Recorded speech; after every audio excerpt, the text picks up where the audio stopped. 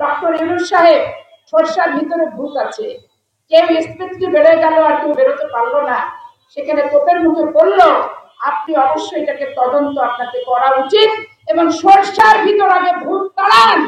সরষার ভিতর ভূত থাকলে আজকে আবু সাইদ মুগ্ধ যে রক্ত দিয়েছে, যে আত্মহতি, এটা প্রকৃত মূল্যায়ন কিন্তু হবে না। এটা আপনাদেরকে চিন্তা করতে হবে। ডাকসু নির্বাচন নিয়ে আপনাদের মনে অনেকের অনেক রকম হতাশা আছে, অনেকে বাকরুদ্ধ পরিবেশে পড়েছেন। আজকে স্পষ্ট করে আমি বলতে চাই যে ডাকসু নির্বাচন নিয়ে আপনাদের হতবাক হওয়ার কোনো কারণ নাই। ডাকসু নির্বাচন একটি পরিকল্পিত নির্বাচন। সুনির্দিষ্টভাবে কাকে কত পার্সেন্ট ভোট দেওয়া হবে, কোন হলে কাকে জিতানো হবে, এটা ছিল পূর্ব নির্ধারিত। ঠিকঠাক মতো করে 2008-এর মডেলে ডাকসু নির্বাচনটা হয়েছে। ইতিপূর্বে আপনি পত্র পত্রিকায় দেখছেন এবং সামাজিক যোগাযোগ মাধ্যমে আপনারা দেখতে পাচ্ছেন যে ব্যালট পেপার কোথা থেকে ছাপানো হয়েছে। বাংলাদেশের বিজি প্রেস সেখান থেকে কিন্তু ছাপানো হয় নাই, সব ব্যক্তিগতভাবে খিলক্ষেত নীলক্ষেত আলফালা অমক তমক এই সমস্ত জায়গা থেকে ছাপানো হয়েছে। এবং কয়েকটা ছবি দেখলাম যে সাপ্পা সিল পর্যন্ত মারা হচ্ছে।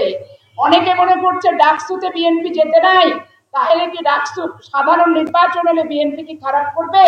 আমি স্পষ্ট করে ছোট্ট ভাষায় দুটো কথা আপনাদের মাঝে বলতে চাই। দেখেন, মাহমুদুর রহমান মান্না ডাকসুর ভিপি ছিল, কিন্তু তার যে সংগঠন বাংলাদেশে ক্ষমতা আসার মতো কোনো পরিবেশ কি আছে? তা ছিল না তৈরি করতে পেরেছে। এই যে নুরুল হক নূরকেও আপনারা দেখেছেন, হাসিনার আমলে ডাকসুর ভিপি হয়েছিল।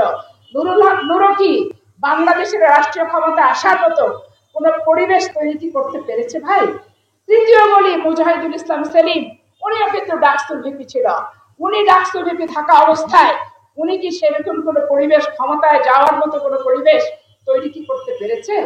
এই সামান্য ডাকসু ইস্যু এগুলো নিয়ে আপনাদের মন খারাপ হওয়ার করুন কারণই নাই। কারণ ছাত্রদল 15 বছর যাবৎ হোস্টেল থেকে বিতাড়িত ছিল। শিবিরের ছেলেরা আওয়ামী লীগের সাথে একসাথে থেকেছে মিলেমিশে। স্বাভাবিক কারণে তারা যখন একসাথে চোরাগুপ্তা হয়ে ছদ্মবেশী হয়ে মিলেমিশে থেকেছে, তাদের ছেলেদেরকে তারা রাজনীতি করার সুযোগ নীরবে দিয়েছে। দেওয়ার কারণে তখন আজকে তারপরে সাপ্পা সিল, এই সমস্ত ব্যালট পেপার ভুয়া এবং কার ভোট কে দিচ্ছে ছবি ছাড়া যে ভোটার লিস্ট, এইগুলোর কারণেই এটা কিন্তু ঘটে গেছে। আজকে যখন আপনারা পাপিয়াকে দেখেন, বিচারপতি শামসুদ্দিন মানিকের মতো একটা অসভ্যকে থাপড়ানোর পরে পুলিশ যখন আমাকে ধরে নিয়ে যায়, জেলখানায় রাখে, আমাকে ডিবি অফিসে রিমান্ডের পর রিমান্ড নেয়। 5ই জানুয়ারি 2014 বাংলাদেশের কোথাও কোনো প্রোগ্রাম ছিল না। আমি ওই গুলশান অফিসের প্রাচীর টপকাতে যে আমাকে প্রথম পেপার স্প্রে মেরে যে অত্যাচার নির্যাতন করলো, 50টা 60টা করে মামলা আমার নামে দেয়া শুরু করলো, সেদিন ওই হাইব্রিড ব্যক্তিটি কোথায় ছিল? আমার দেশনেত্রী বেগম খালেদা জিয়া দীর্ঘ 9 বছর আন্দোলনের পর রাষ্ট্রীয় ক্ষমতা আসলো 91 সালে। তারপরে দেখলেন ষড়যন্ত্র করে 1/11-তে আসলো। 1/11-এর সময় তারুণ্যের অহংকার তারেক রহমানকে কি অত্যাচারটা না করেছে, কোমর ভেঙেছে, মেরেছে, পানি দেয়নি, শুতে দেয়নি, বসতে দেয়নি।